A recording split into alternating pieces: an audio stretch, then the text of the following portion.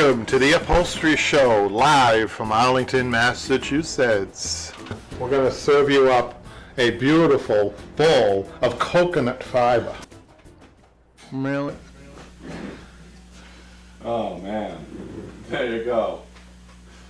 All set, bud. Well, here we are, another live question and answer, and that never gets old, that introduction, by the way. I think it's great. Jimmy's a good sport, and if he's watching, hi Jimmy. I'm going to start right off by talking. I'm really excited about this. Due to the COVID, we've not been teaching at all. And, I was used to teaching maybe 12 people at a time when I was a little younger. We slimmed it down to about 8 or 10 at the most. But now with the COVID, we haven't, I think it's been since March, right, Pat? March or so. Yeah, that we haven't finished it before this happened. Even before that a little bit, yeah. So, we kind of missed that. Love reaching out to the community and teaching in all different types of venues and all different types of people. I think upholstery is one of those universal trades that everybody enjoys. So, but the exciting thing now is that we've listened to you guys, we've taken surveys, and we hear you loud and clear that we're going to try Zoom classes. And I say try because, and you're going to have to bear with us. Please bear with us about it because this is new to us. And the 13th Tuesday, which is next Tuesday, is going to be an orientation. So if you're serious about the Zoom classes, now is the time to sign up. I know it's kind of short notice, but we have been talking about it for a while, and time is now. We wanted to have it up before the Q&A today. So. Before the Q&A, Patrick has it up there. So if you want to do the Zoom classes, go to BroadwayUpholsterySchool.com. Patrick's got it all set up there that you can sign up, and we are going to be taking just the first 6 for this first class. And I think that's all we're going to do for now. I think we don't have another class after that planned or a second class. Now, if we get a response and if we get 12 people, I'll consider doing a second class. But it's going to be a little risky for me to do that because, like I said, I'm not sure how this is going to work. I know that we could put 6 people up there. You can have your project set up. We're going to have an orientation night, and that's 5 o'clock. Did I mention that it's 5 p.m. Eastern time? I didn't mention that. 5 p.m. Eastern time, starting Tuesday, October 13th, the Zoom classes. And now, Patrick, the Zoom classes, when you take a Zoom class, it's just live and then it goes away, right? Yeah. So it's not like, it's not like the online classes. Or anything like that. I'm not sure. There might be a program out there that people could save, but I'm not sure if that's even possible. I don't know, but that's the difference between the Zoom classes and they're live, which is a little nerve-wracking for me, and for Patrick in case there's a, God forbid, some type of blackout or something like that, right, Patrick? Well, we'll always make it up, though. It's like if something like that happens, it could be made up a different. Yeah, we don't want to happen like a famous politician. She ran out of Zoom time or something like that, right? And that big thing comes up across your face. Yeah, I made sure I updated the thing, by the way. And we don't want that. We have to get a better plan. Okay. But also we forgot to. I'll put it up shortly. I know there's some people interested in the one-on-one Zoom classes. That will be coming. I can do that right now. So if you're interested, I know Erica said she was more interested in that because she has a project that she. And we're going to do a custom video. So we're going to do a special class for her. Well, we can tell her right now. So Erica, if you're there, we're going to give you that since you already paid for another custom video that we still haven't done. You get the one class free, right? Yes. I think that's only fair. She gets it free, and she can work on that video and that project that she wanted to do. Exactly. And if people are wondering what a custom video is, we're not going to do them anymore because it requires me to have the same piece of furniture that somebody else has already has said, hey, do a custom video on a French settee, and that was the case with Erica, and one hasn't come through the door, and I thought it was going to be coming through the door, but it didn't. So I think this is better for her, and I'm really excited about that for her. So we'll set up a separate Zoom meeting for her. It won't be on the site. We can set it up. We can set it up. Talk to us on the email. We can give you the code and the date and everything. We can plan it out. Beautiful, Patrick. Thank you. So thank you too for Erica for being so patient. I mean, that was ongoing, but it was one of the things we tried. Didn't work. That's fine. And I'm really hoping that the Zoom classes work and give us all the same satisfaction or close to it of what it is live. And we understand that it isn't live and it doesn't have the same effect. That's why it's half the price. I want to mention that right off the bat. We're charging half the cost of what it would be to be here in a live class. So I think it's a great deal. I think that if you guys have been upholstering and you have some problem pieces, I know there's a couple of people, I think Pam and also Erica, two people, maybe even Janine, who probably have pieces that they've put aside and they're waiting, and they might be a little bit harder, more difficult for them. This is the time to bring them out and take this class. And for all those people who haven't taken an upholstery class, you could be a beginner in this class. I'll take all comers on this class, in this class. And we just don't know how it's going to work with the time allotments for each person. We're also trying to promote these classes, these Zoom classes, as you're going to be learning from other people's projects. So you're in the class listening as well as asking questions, and I think that's kind of the way we can kind of control how many questions are being asked at once. We don't want 6 people asking questions. This is part of the little bit of the anxiety that I have. One of I have 6 people who are just chatterboxes and I kick, and they're asking all the same questions. We'll just have to play that by ear. I don't know. See, I know the way I know about Zoom is that businesses have them, and there's one person talking, and it could be 1,000 people listening, right? But in this case, each person has, just like a live class, will have a different project, and there'll be a different levels of skill, right? And they'll all have questions, I know, but so that's why we're kind of limiting it to 6 in the beginning. But feel free to put your name down for a future one. If we fill up quickly right away, we're not just going to forget about you. We'll have a waiting list. If this first class works well, we'll just continue to do this. There's no reason why we can't keep offering this. It takes the place of the live classes, and we're looking at a winter where nobody is scheduling classes in adult ed, and I'll tell you why. Because most adult ed classes, not that I know of anyhow, I'll probably get some call from somebody saying, "Oh, we have adult ed classes," but I suspect that the regular classes are hard enough to run and to clean up after the kids and all that. I'm not sure if any school system is wanting an adult ed program to be going. That's just a guess, right, Patrick? Even if they're going right now, it's just not something we want to really do. We'd rather wait until things are back to normal and we can. Yeah. I'm sure at some point when things are back to normal, you'll do it again. Right? I would like to, but there are space limitations right now, definitely. It's just not worth it at this point. I don't think people would have a good time.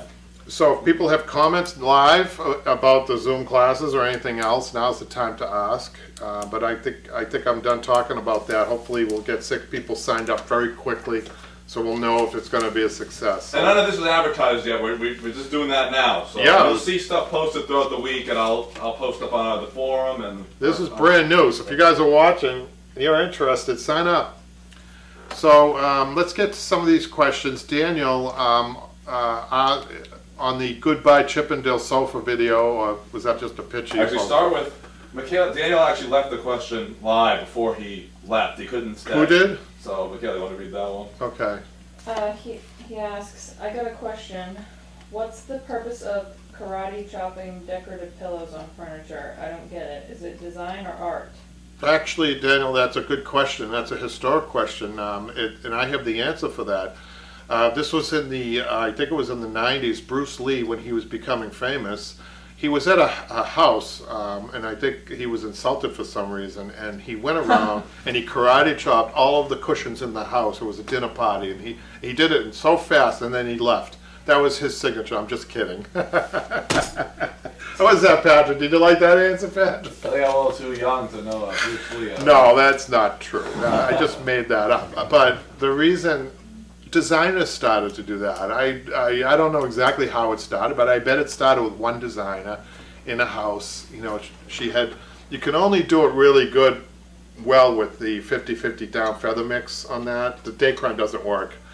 The 50-50 down feather, it really, you give it the little karate chop, and it just gives you that little, different look. That's all. It's like when people are showing a house, they take the toilet paper roll and they fold it over to make it, instead of having just the paper coming off. Believe it or not, they'll roll it over. If you have, if you're a very wealthy person and you have a butler or a maid, they do it, or a fancy hotel, they'll do it. Things like that. Just those little extra touches, that they feel makes it look better. I don't know. So that's my answer. So my real answer, I guess, one designer did it and it caught on. So, but it only can be done on a 50-50 down feather, Daniel. And didn't he have a follow-up question too? Or another question? No. Okay. Start with Tracy's question, by the way, on those papers. I might be out of order to... Tracy. So Tracy, she asked, this is about scissor sharpening tips for upholstery. And she asked, thank you for sharing this informational video. Would you mind sharing about your opinion about a good pair of scissors? I think the best pair of scissors, which by the way, we have them offered on BroadwayUpholsterySchool.com, is the Wiss. Wiss makes the best. And if you can actually, not to take away from what I'm doing on Broadway Upholstery School with the new scissors, if you could find an old pair of Wiss, that's even better. And the reason is the metals. The metals have changed, let's face it. Everything's gotten a little cheap. But the metals of the old scissors, this is an old pair of Wiss that I have, and they fit my hand. You want something that really fits your hand well too. And you want something that has an ease. You don't want to be fighting the scissors, especially if you're working all day. So even a pair of Wiss scissors may not be suitable for your hand. So make sure that you pick, this is an 8-inch scissors, and they got 10, 12, I think. I have bigger ones here, I'll show you. I was using a bigger pair one time. Got a lot of scissors up here. So what I do is I mark the best pair of scissors I have. All these are Wiss. The best pair of scissors I have here are marked with the blue tape. Those are mine, nobody else's. So that you should get familiar and really fall in love with the pair of scissors because they're everything. And this is perfect for me. It has a nice. Every once in a while, I just kind of, I'll tighten it up just a little bit. But these blades are really sharp all the way down to the point. So I can be cutting right here and I can be cutting up here. And they fit my hand, like I said, really well. I was using these, believe it or not, for a long time. I was using these big pair of scissors. And for some reason, my hand, maybe as I get older, maybe I just didn't like them as much. So I switched back to the small ones. See? Talking about a 2-inch difference there, too. So I guess scissors also depend on where you are in your career, too. So they're a real personal, I guess bottom line is they're a real personal item and an essential item. In upholstery. Now, my seamstresses, they'll use a smaller scissors. I think I might have it. Yeah. Nope, I don't. A smaller pair of Wiss. I do have it. Right here. These are smaller. And I think, when you work on the sewing machine, so you may want 2 favorite scissors. One for your bench, right? And one for your sewing machine. And the reason the smaller scissors sometimes on the sewing machine is simply because they're smaller and they're getting around. You're working around the arm of a machine and everything. So that's a good reason to go to a smaller scissors, right? That makes sense. I got a question live. We have a live question. This is from Kat. Quick question: how far above or below the edge roll should the springs be on a couch? Well, she doesn't specify if it's a wire edge seat or a hot edge seat. So let's assuming she's talking about a hot edge, which I think she probably is, most likely. She can specify, but if it's a hot edge, it depends too if it's a sprung seat or a cushion seat. Okay, so if you want to. If it's a cushion seat, you want to be a little bit below the front edge with the springs, and a little bit below the edge roll, and then all your padding goes, and hopefully your padding goes out and it ends up being even, and then hopefully you've got a proper frame that pitches back about 12 degrees, so you don't have to do that pitch back if the frame is pitched. You understand? So everything else is flat. And then you put a 4-inch cushion over that, your fabric and a 4-inch cushion. If it's upholstered, that's a whole different story. You want to be, the spring should come over, the crown of the spring should come over. You should use a bigger spring for instance, if it's an upholstered seat, and if you're going against the front edge that's a hard edge, you can use a medium edge roll. So I'm trying to visualize this for you, and the crown of the seat would crest maybe 2 or 3 inches over the edge roll. Isn't that interesting? So if it's a French, we have a video up. It's a balloon seat, French balloon seat, which I've only seen one, and we did a video on it. Remember, Patrick? That was fun because Patrick had a picture of a French balloon and all this stuff, and that looks like a Jiffy Pop, and that's the design. The springs that they use in there were the biggest springs I ever saw, and they were light gauge springs, and these were not intended, I don't think, for any large person to sit on. I think they were just for look. I think it was just for the lady of the house to say, "Oh, I've acquired these balloon chairs," just for she could say it, But there's no practical reason for these at all. But they're fun. They were fun to do. Remember, Patrick? You remember that one? Yeah, it's like a while ago. That got a lot of interest in it, So we should find more of unusual pieces. But we have unusual pieces in here, haven't we? Yeah, those are more unusual than Napoleon's chair. I'll tell you that. Well, yeah. Hey, before I forget, should I talk about the salvation, the most recent furniture salvation, Patrick? Sure. Before you change the subject, the cat followed up saying hard edge. Okay, so I answered both of her questions, and now she has to tell me. But both questions were answered if it was an upholstered seat or if it was a cushion seat. She's got the answer, so thank you. Yeah, talk about the new. So if Michaela wants to just pan the, can you do that? Or are you in a position to do that, Michaela? Can you pan over here to the mid-century sofa that we repaired, you guys? This is really cool. This is an original Davenport. When you hear A.H. Davenport. Somebody's at the door, I think. He's going to just leave it there. We have a delivery coming in, but I think he knows enough to leave it. He just left it. So, an original Davenport. When you hear people say, I've heard people reference their sofas as, "I have a Davenport." That is a real Davenport, and what the special thing about this is, you guys, it's the original crushed velvet on this piece. But it was a mess when it came to us. The springs were hanging out, and there was rips here and there and everything else. So what we did was, we were fortunate enough to get extra fabric with it. There was an extra cushion cover. So we used that, and we used a back cover that was on the back for the seat, which was in horrible shape, and we made arm caps for it. So the reason we did that way is because we wanted to present it that if somebody wanted to buy it as is, pretty much, they would be able to put it in their living room and feel good about it, and maybe keep it for a little while until they were ready maybe to put more of an expense into it.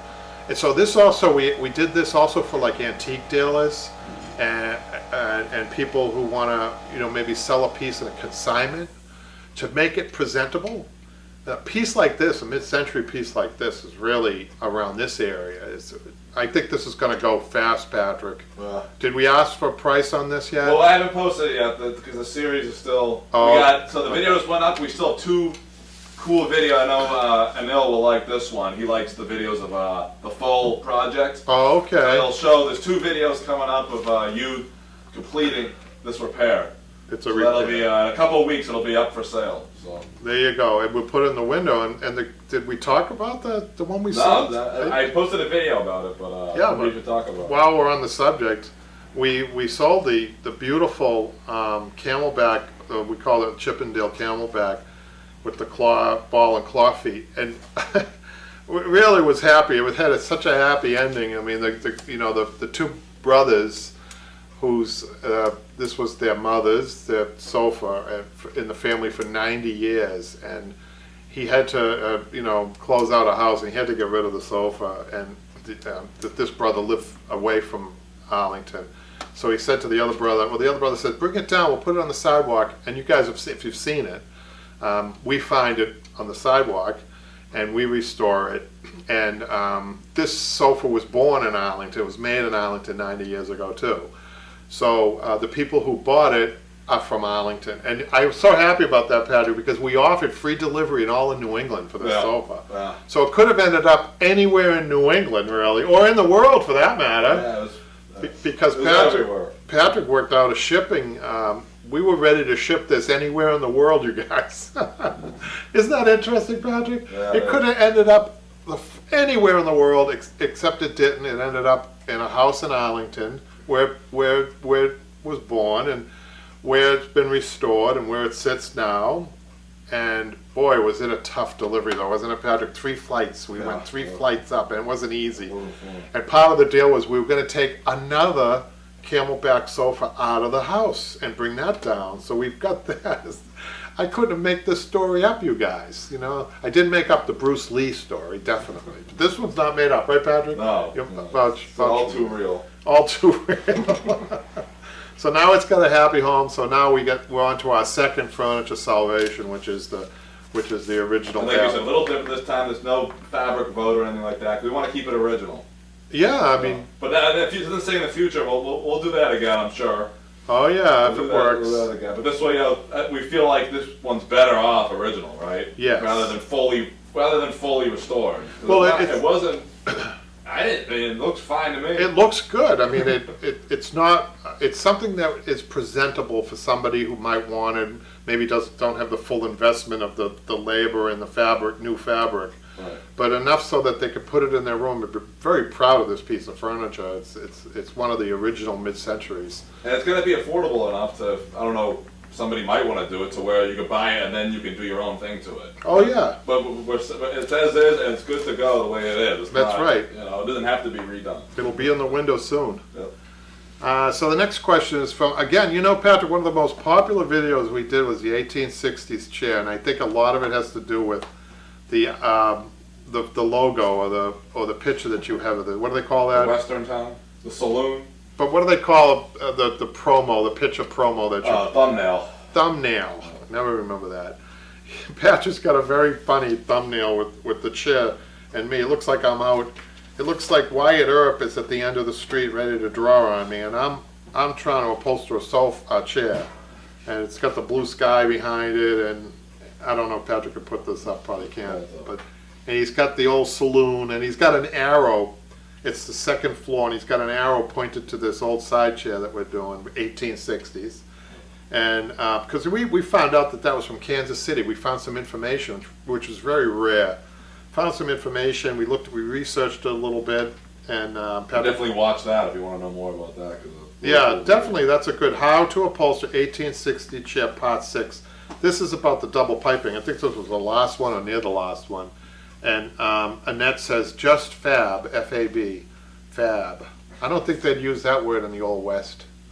Fab. Right, Patrick? Yeah. Isn't that more of a modern word? That's more like something like our Irish relatives when they say. They say that a lot. Or from the 60s. I think somebody from the 60s would say that, right? And then we come down to 3 comments about furniture salvation, the Davenport, episode 2. We got Terry, who says, very exciting. Thank you, Terry. We got Mike, who says, I'm excited. And then we've got Anil from India. Hi, Anil. Is Anil watching right now? Is. Hey, Anil, thank you very much. We appreciate your comments. But he says, looking forward, would be an interesting one to watch out for. Yep. That's right. Interesting series. Thank you, Anil. We appreciate that. Appreciate you. One of our favorite, right, Pat? Yes. Okay, then we got Daniel. Is this the same Daniel that asked that question about Bruce Lee? I think I read them out of order, but that's okay. Want me to read the next? Yeah, start with Jacqueline. Jacqueline. Jacqueline, she's talking about the American Victorian sofa stripping and measuring for fabric.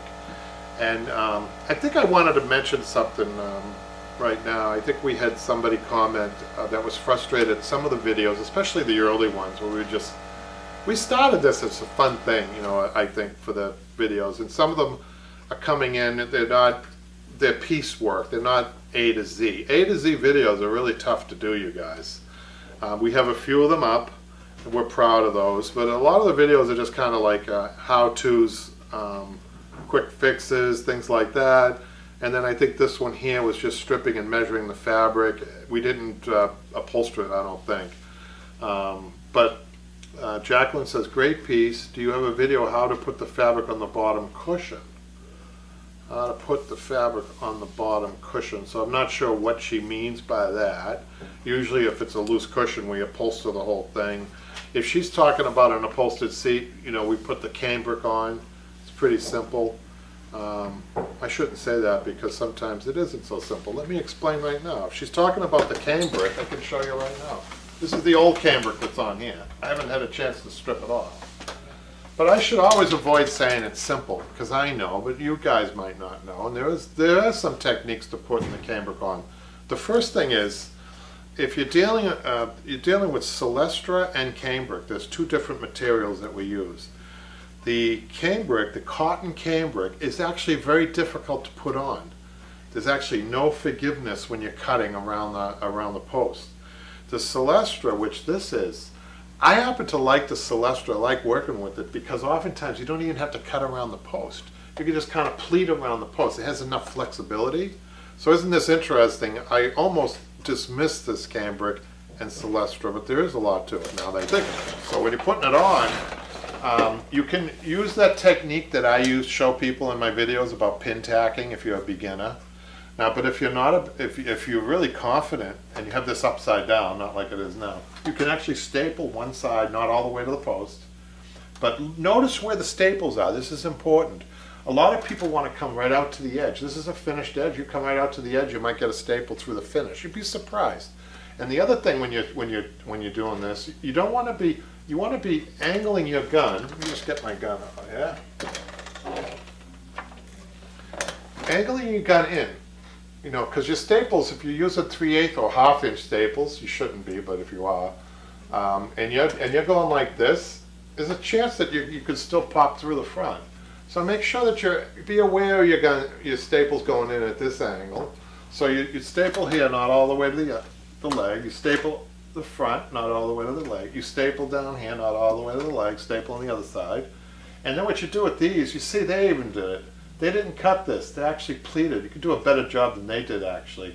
It actually pleats nicely around the leg. And the advantage to that is that if you cut it, it's very easy to overcut the cambric, and then you have an extended cut over here. So it's better to pleat it. So I was dismissing this by Jacqueline, but I'm glad she asked the question so that I had a chance to show you. So I hope you guys learned something. So that's a check mark, we did that. Now pricing on the upholstery business. That was a good video. We should do more of those. I think we have that as a list, and we have a list of videos that we want to do, Patrick. Yes, we do. Expand on. Two up there now. Hev says, very informative information. I have been doing upholstery for quite a few years now and was trained in it. But I think I haven't been charging enough. From listening to you, thank you for this information. I might call upon you in the great work, and he says great work, by the way. You know what? My best customers were always my students. I'm still doing work from students that I taught 30 years ago, right? And the reason that they're good customers is because they never complain about the labor price, because they've been through it, right? They actually realize just how difficult it is, you know. I get a kick out of these new slip covers. I don't know if you guys have seen them. They've been advertised everywhere. It's this elastic. They've had this stuff forever.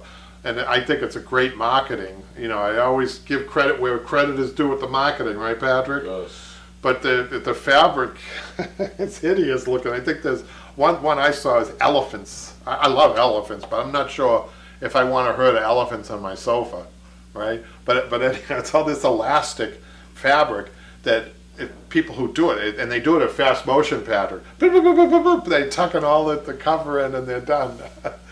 I wish upholstery sometimes was that easy, but to get something to look like the Davenport that you guys just saw with those straight lines, even the repaired Davenport, it's not easy. There's a lot of labor in it.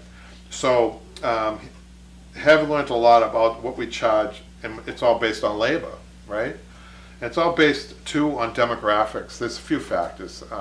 I mean, in the Northeast, we could command a little bit more for our pricing, especially around the cities, if you're around a city. If you're out in the Midwest, where the Kansas City chair that we did, I think maybe not as much. You know, I think it does depend on demographics pricing. So that, and also how fast you are with your lathe and how good you are. And I think we talked about that in that video. And I appreciate his comment. I think that was the only comment we got on that video, Patrick. No, there was others. Okay. It was a good video. Okay, then we move on to essential upholstery tools. And this was an old video, I think, Patrick. Yeah. Michael, I like when we get comments on the older ones. Michael says, hello, I am an industrial design student and I'm designing an air hammer, also known as an air chisel. Have you ever considered using such a tool, especially when removing staples? I'll tell you that I am so skilled at it that any other tool other than my hands on the tools that I use, I'll show you what I use. I use the tack remover and a hammer. Oftentimes, you guys, I'll just reveal something to you if I can find it. Believe it or not, I'm using my side cutters for everything. Like for instance, you know, look at this, right? Look at that, how I dig that out, and I'm off balance too. But oftentimes I'm only using the side cutters. I'm hammering, I'm removing, I'm hammering, I'm removing. You believe it. Every once in a while I need to take out an awl maybe and use that, but I'm really moving when I do this. So I find myself, as somebody that's been using the tools all my life, that a new tool is oftentimes a hindrance for me. But that's not to say that you guys starting out, that you wouldn't find it useful. I was very surprised to go into a shop not too long ago, a shop with very professional upholsterers, and they had bought, I couldn't believe it, they bought a pneumatic French nail tacker. And I was surprised that they had it. I would never use one of those either because I put them in one at a time. My theory there is that you have to be a little bit above eye level when you're putting those French nails in, and the gun that you're using doesn't put them in eye level, it puts them in straight. So in reality, you're putting them in straight and then you're done with it and you look at it from up here and they're crooked. So what they must have to do, I haven't watched them do this, but they were all excited about the tool, but I had gone through this a few years before. I hadn't seen them use it, but I bet after they use it, they have to go and adjust all the tacks to make it look from the top of the tack straight. Isn't that interesting? It's how you're looking at it. It's how you're looking at it from that angle that's important. Not, I hope that's a good explanation. So I don't use a lot of, the most innovative tool I have here would be the compressor, and the gun, which I explained last week, was that I introduced to me in the 80s, this was revolutionary for me, stapler. And before that, probably about 100 years before that, the innovation was the clincher to attach springs. So here we have two major earth-shattering inventions in the upholstery world. This is it. This is about 100 years ago, to attach springs to webbing, and then maybe somebody told me that pneumatic guns came out in the 60s. I think somebody responded last week to our video, Patrick, and then this coming out in the 60s. So you're talking, this probably, if I had to guess, this was in the 1920s when this came out. So the 1920s, 1980s, and then after that, nothing, as far as I know. You guys can tell me if there is. I thought that was a good question, though. I wouldn't say no to somebody just starting out. I wouldn't say no to an air hammer. I wouldn't say no to that. So, do we have any other questions live? Just John from Ireland tuned in. Hey, John. And probably Ann too. Usually. Hi, Ann. But they check it out together. We understand, John and Ann, right? Yep. That it's very cold in Ireland right now. My wife, she's always looking at because she's from Ireland. She's always looking at the weather. It's raining and it's cold in Ireland. No kidding. Isn't that always the case, Patrick? Yeah. It was the whole time we were there. Yeah, but we're used to it, right? And I think, weren't they going to sign up for... yes, eventually they will. Don't worry. No pressure. Right. Maybe take the Zoom classes, guys. Oh, yeah. Now, Janine, she's here. She says the Goodbye Chippendale sofa. She says, well done. Can't wait to see the next episode of you and Sidekick Jimmy's adventures finding another project. And it is up now, so that's good timing. Oh, yeah. Hopefully she's seeing it. Yeah, I hope she's seeing it. P.S. I received my t-shirt. Oh, she bought a t-shirt, Patrick. Yes. In the mail finally, and I'm going to be wearing it when... I think John and Ann need t-shirts. They watch every week. I think this is great. Janine, you don't know what... This really... It makes me joyful when I read this. This is fun.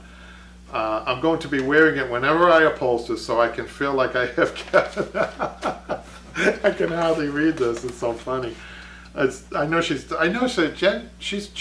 is very genuine, isn't she, Patrick? Yes. Very so. She really so. is. I wish we were able to be on during her time. I know it's early in the morning there right now. She really is terrific. She says She said, so I can feel like I have Kevin sitting on my shoulder helping me. It is a great quality material too, so it will wear well. There you go, Patrick. Thank Teespring for that. You didn't tell me. You didn't tell me she bought a t-shirt. No, I did. I thought it. I know you bought a couple masks. I did. Oh, I'm going to show my mask. I know you don't like it, but I'm going to show it to people. I'm excited about it.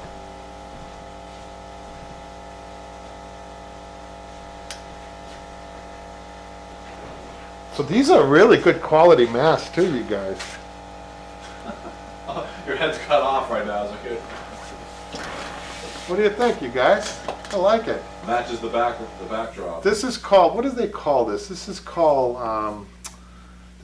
something what we're doing right now, Patrick. It's called going with the flow, right? An imbecile? No, it's called going with the flow, man. Just, wear your mask where you need to wear it. Make people around you feel good and feel safe, right? And especially our customers, but I think this represents us pretty well. Of course. Yeah, good. I like that. Thank you, Patrick. Of course, Patrick didn't buy that. I had to buy that. How did that happen? We don't even make them. That's a YouTube thing. They had a good process there. So. But I had to buy my own mask. It's not like the cushions where we have to. But we anyhow. just appear out of the clear blue sky. So, on the next comment Daniel makes on the Chippendale, the blue Chippendale, he says, "Nice. I really love the blue color." So the funny thing about this, I'm glad he said that, is because that velvet was an ink blue, INK blue, and at first, you guys, they voted on it, right, Patrick? Yep, they did. They voted on the blue, but we weren't specific on what type of blue. But an ink blue is a dark blue. It's the color of an ink pen, right? And I thought it was navy. no, it was ink. Oh. It was ink. That's how it was sold. I don't know colors, so. But the thing about it, the person that bought it, she had the exact same color, ink blue, and a beautiful Empire in her front living room. This Camelback went up the 3 floors, like I said. And she loved the fabric. So that was what drew her. So we have to thank our YouTube people who voted, our Facebook people who voted on that for the blue. So thank you for that, because I think that's what sold it. And more votes will be coming for sure. We have tons of pieces lined up after, even beyond this AH. So. Yeah, and thank you for that. So Owen, on how to upholster an outside back of a dining room chair. So I was trying to make a point on one of the other videos about somebody was commenting, they were getting frustrated about the videos. Our videos, I think, are a little different. That's what we like about them. This was just doing an outside back on a dining room chair, but it was I think that was a recessed back, which is a special dining room chair, and that was part 1. So it wasn't just any ordinary outside back. So we were focused on showing people that it's a little bit of a difficult task sometimes, and so we were focused on that.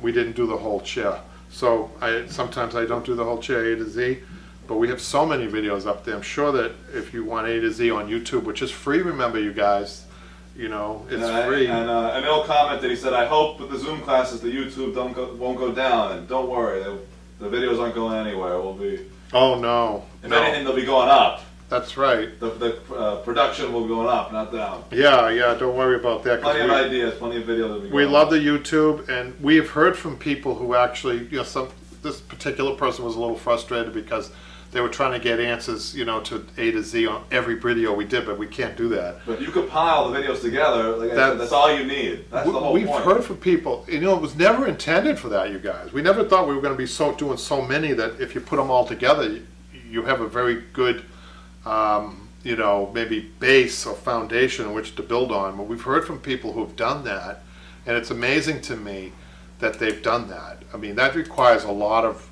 watching.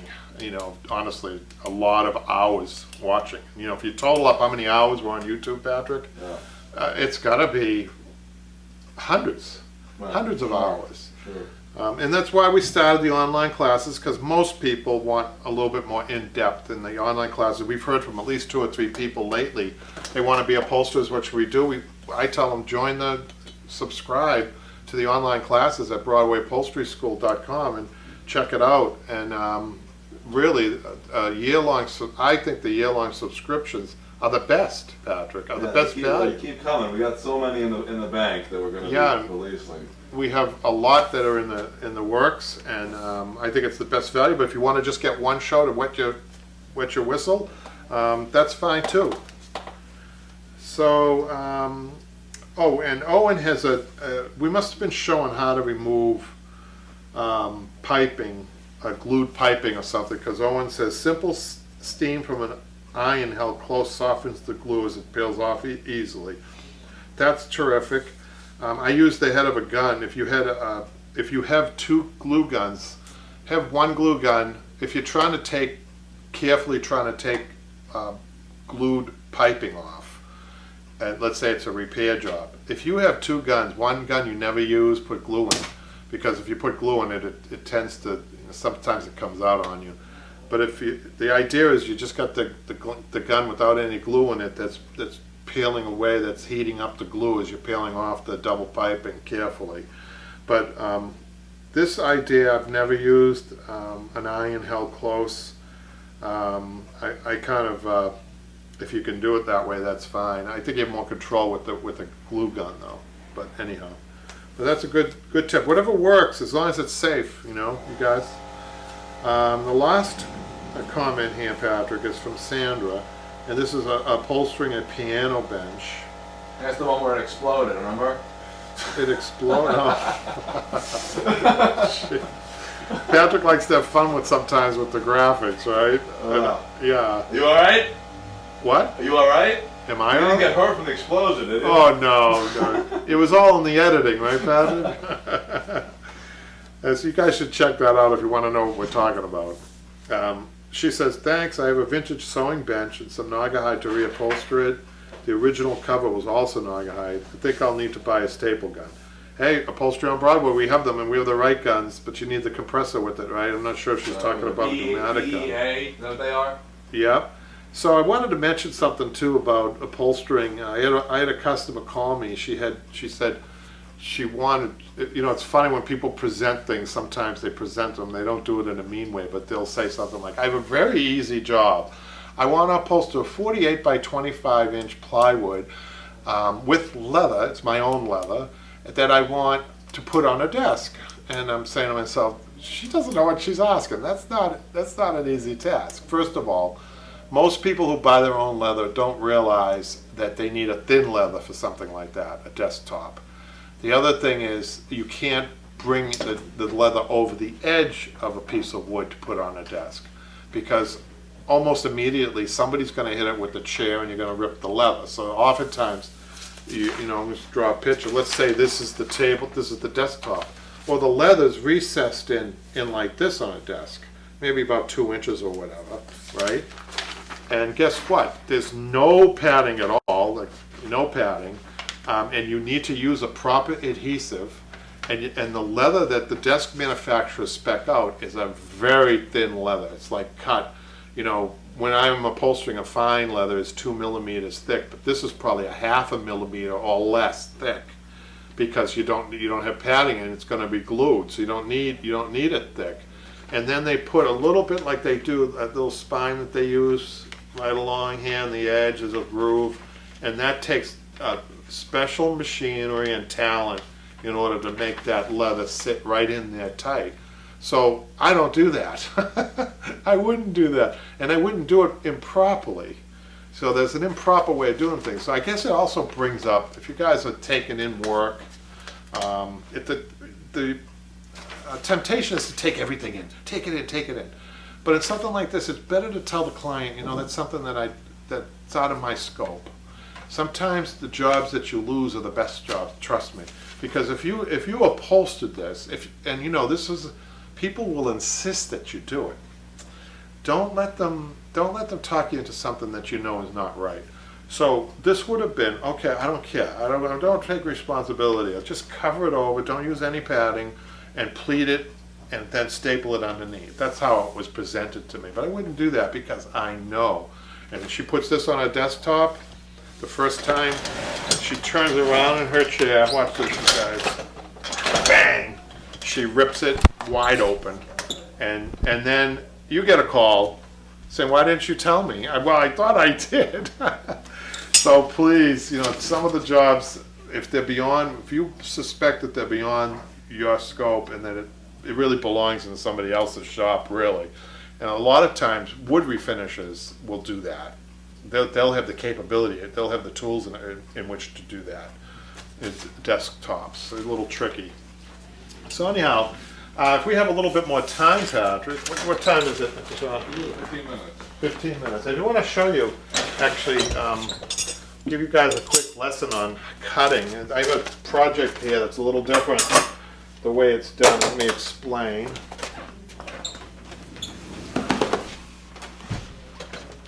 So on this particular chair, all of my pulls that I have to take my inside wing, my inside arm, and my inside back end up to be on this side of the chair because that's just the way it's designed. Normally, most of the time, you have a double rail here and all of your pulls are to the back.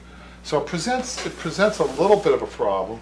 And also there's a little extra piece of wood here to make this support that you have to cut around.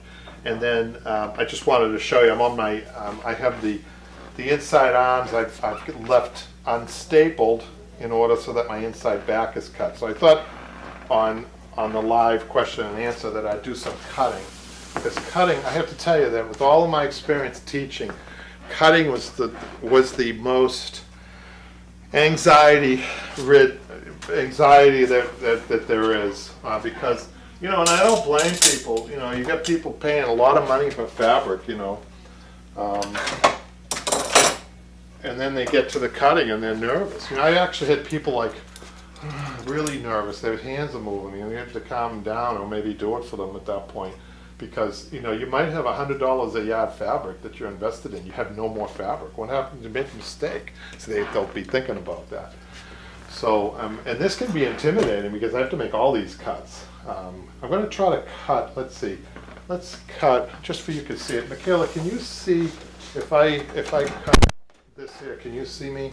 Like if I go in? I think you can. I'm going to cut it. Now this is really tough for me to do, you guys, because normally I want to be like right here, but I'm going to try to be off to the side to show you.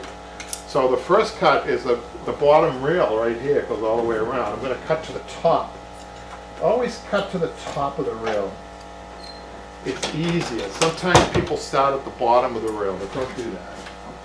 So the first cut actually loosens the fabric up so you can roll it out a little bit more. And now I'm going to do a second cut which is below that wood rail. Then I'm going to pull back to show you what I did. See that? Can you see that, Michaela? And then the third cut is going to be a cut like so, and it's going to do two things. It's going to allow you to push this back to the outside back and give you a tail section which you can trim down just a little bit. I'm going to show you what to do with that tail. That tail's going to go through the outside arm. Watch this, you guys. You have to make sure that you're even with the back when you do this, but I actually have to make a cut in my arm that I've got secured there and run the tail through. Look at this, you guys. And I ran my tail through, right? But look at what we do over here. And let me just go over this side.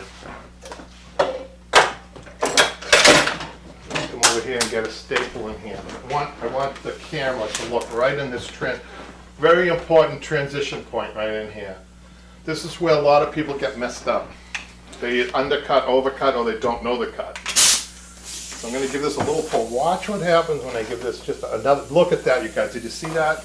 Let's get a staple in there because I love it. Are you kidding me? Look at that. How beautiful transition that is. I'm just going to give this a little pull, not much, to the back. And I'm going to staple that down.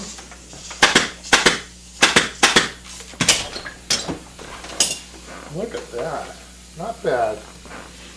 Okay, now I need to make the rest of the cuts. So I've got this pull type too. You'll see in the videos that I make sure people have that fabric pull type. The challenge here is you don't want to pull it too tight to throw off your horizontal. I've got two. I've got a stripe here. I got a horizontal, vertical and horizontal to worry about. Let me just show you this now. So we've got, on the other side, I've got a cut to this point. So we made our two cuts there and that third cut to pull the tail through and then pull the fabric through there, right? You guys getting this? And now I have to cut up to the top here. And then I have to make three cuts really, cut in the middle, and then I'm making like two cuts this way. I'll show you what I mean. Better to show you. I'm going to take another look. I'm going to take a feel back there. See? I'm right there. Watch this, you guys. Cut in the middle of that post back there. You almost have to visualize. That's the hard thing about cutting, you guys. No doubt about it. You have to visualize. So look. And you don't overcut. You know, if you're not sure about it, do an undercut and then go back. It's always better to cut it later. That just happens to be pretty good. See that through. I'm going to look at that, huh? That's going to be pulled and stapled. Pulled and stapled, pulled and stapled. Now we got a couple more cuts up at the top. I'm going to take another look. Let's turn the chair to show you. I have to cut to this post. See that? There's a lot going on in here. It's kind of hard. That's another thing, you know. It looks messy right now, but when it's done, it's gonna be flat. We're gonna put a little piece of cotton in there, and then upholster over all that mess, right? Make it look nice. You know, you guys, you want to promote the online classes. This is what you get in the online classes. You don't get me doing it. You get the apprentice doing it, but me showing them. So once in a while I'll have to jump in and do it, but for the most part, Michelle's class is great. She's doing the most recently posted class, the Diamond Tufted chair. You guys should check that out. Even the graphics that Patrick's done, I think I like. So notice how I'm a little bit of an angle there. Okay, I was angled this way, because I want to make sure I got enough fabric up here on which to pleat.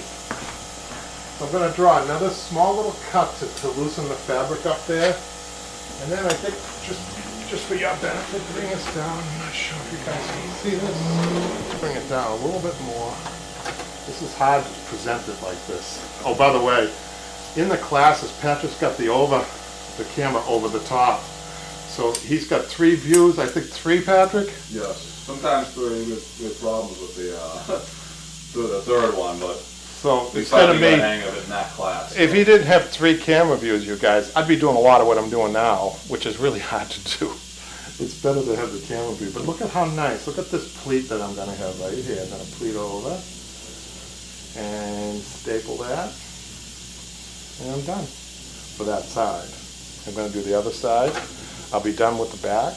And then I'm going to upholster the inside wing, staple it all up, and I'm ready for my outsides. I've got like a couple more minutes. I wanted to show you another project that came in.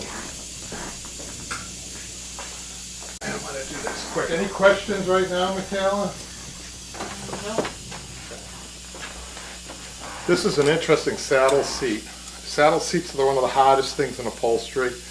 I haven't seen tassels in a long time. She wants to keep the tassels on there. But what really I'm interested in is how they did this cushion. So if you notice, this is almost like straight across. There's a little bit of a dip. But then your main curve to the bench. You know, it's always hard to have fabric curve like this. So what I'm really curious to see what they use for filling in order to They really did have it. They nailed this with the look. I love the look, how this fits. So if you guys are going to be doing one of these saddle seats, this is probably a nice cushion. There was that one. So let's just see. I'm just curious. This is going to close this out. I'm real curious about how they did their foam. So hopefully I don't want to rip this cover because I'm going to reuse it for a pattern. I like it so much. But what I'm really curious about is the foam. Take that out.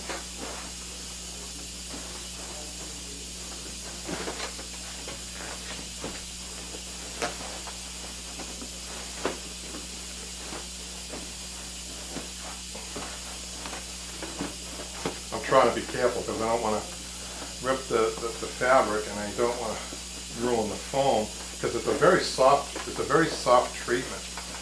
So really wonderful they did here.